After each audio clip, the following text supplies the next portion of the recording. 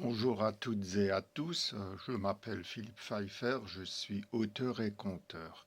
Alors je reviens sur ce qui m'est arrivé hier, donc ça fait au moins 2 jours que je n'ai pas le moral du tout, du tout. Je ne me sens pas bien, je suis triste. Ça a des effets physiques aussi. Mes brûlures d'estomac ici reprennent de plus belle. Donc ça arrive aussi quand je suis stressé, angoissé. Et donc je rebondis sur ce qu'on m'a dit. Alors, bon, je ne nie pas, ça partait peut-être d'un- d'une bonne intention, mais bon, on m'a dit de trouver un autre canal que l'écriture pour trouver la sérénité. Alors, bon, je dis et je redis et je répète. D'abord, premièrement, l'écriture est quelque chose de très important. Si j'avais pas eu l'écriture en 2021, ben, ça aurait pu mal se terminer. Il y a des soignants et des pompiers qui se sont suicidés parce que subitement, ils n'avaient plus rien, plus de travail, plus de salaire, plus d'argent. Voilà, donc c'est vraiment arrivé. Donc l'écriture a été pour moi comme une thérapie. Alors ça m'a aussi évité de me gaver de médicaments qui, à la longue, sont pas bons pour la santé et pour le cerveau. Donc là, cette remarque, je l'ai très mal prise, mais ça ne fait que confirmer mes, mes appréhensions parce que je remarque bien depuis un certain temps que je suis victime d'une ce que je prends comme une sorte de mise à l'écart. On m'ignore, j'ai été assez généreux, j'ai aussi offert des livres à plusieurs personnes de la paroisse aussi. Et je n'écris pas pour me faire de l'argent, évidemment, mais j'aimerais quand même bien des retours, une reconnaissance. Et puis même, si on est bon dans son art, et ben, pourquoi pas gagner un peu d'argent, mais c'est pas du tout mon but, quoi. Voilà, mon but est de partager quelque chose avec l'humanité, de laisser un message à l'humanité, de prévenir, de alerter, voilà. Et donc je reviens à l'art, et ben, je suis désolé. S'il n'y a pas de souffrance dans l'art, ce n'est pas de l'art.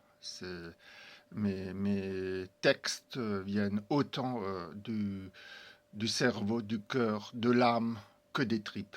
Donc, voilà, je ne suis pas un Stephen King, je ne suis pas un auteur professionnel, je ne cherche pas à gagner de l'argent et à devenir célèbre, je n'ai pas de l'ego, quoique j'en ai discuté à midi, au repas de midi avec Thierry sur l'ego et moi j'avais la théorie que si on est artiste, forcément on a de l'ego. Si on n'a pas d'ego, et ben, ce qu'on fait c'est de la camelote, excusez-moi, c'est de la merde.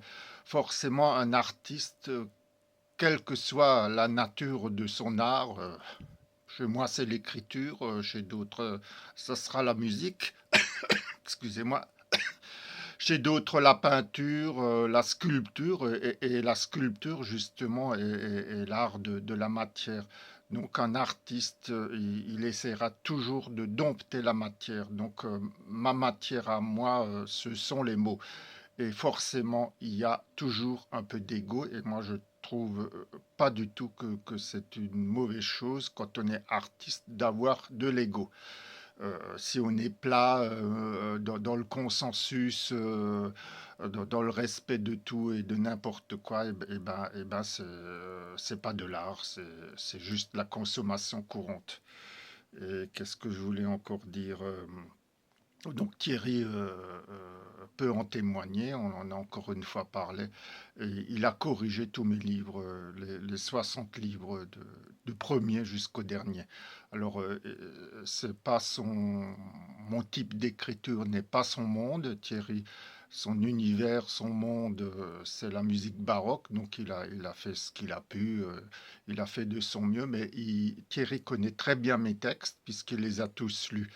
Et il m'a dit, bah, le triptyque spirituel ou le triptyque religieux, parfois je dis l'un ou l'autre mot, et bah, il a dit qu'il était très beau. Et puis il y a aussi mon expérience mystique aux ruines de l'abbaye de Niedermaster au bas du mont Saint-Odile, donc que je relate sous forme de poèmes dans Dieu et moi, et puis il a dit que c'était très fort et très beau. Alors, la sérénité, encore une fois, elle est dans ces deux livres. Tout à fait, tout à fait, tout à fait.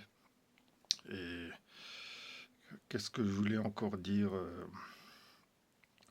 donc là, je suis assez mal, je n'ai pas le moral, mais le pire, c'est que j'ai l'impression qu'on m'a laminé et que ma création, elle est morte.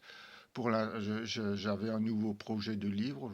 En fin de compte, c'est comme une vie sans fin, là, depuis 4 ans, quoi. Je n'arrête pas. C'est ce qu'on appelle l'inspiration. Mais là, là, je peux pas. C'est comme si on m'avait amputé de mon art, de ma créativité. Et ça, c'est assez grave. Et alors, bah, écoutez, je vais être un peu cru, un peu cynique. Merci Saint-Pierre le Jeune. Hein, voilà.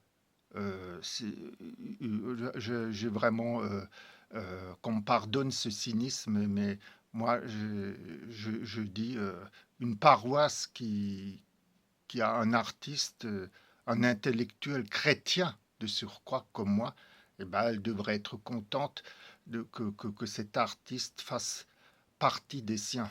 Et moi, j'ai l'impression que non. Donc, moi, pour l'instant, moi, je peux plus. Voilà, je coupe court, je prends la fuite. Voilà. Et c'est bien dommage. Peut-être que je prends les choses un peu trop à cœur, mais ça, c'est encore une des autres facettes de mon art. Si j'étais pas si sensible, si je ne prenais pas les choses tellement à cœur, eh ben, je n'aurais pas pu écrire environ 500 contes. Pour moi, là ça fait 6 mois que je n'ai pas compté, mais ça doit être, en comptant les contes depuis les années 80, bah, ça doit faire environ 500. Donc, c'est pas trop mal hein, pour un amateur, je trouve. Enfin, bon, j'aime pas trop le mot amateur parce que j'essaie de faire de mon mieux, j'essaie euh, d'avoir une langue correcte. Je ne suis pas un Victor Hugo, je ne suis pas un Balzac, voilà, ça c'est clair. Mais au moins j'essaie de faire de mon mieux. Et voilà, donc je suis plutôt triste. Je suis dans l'incompréhension totale. Et voilà. Mais pour l'instant, j'en suis, je ne suis pas capable de créer quelque chose. C'est comme si l'élan est stoppé net. Et, j'ai l'impression d'être face à des idiots. Enfin, pour moi, c'est terrible.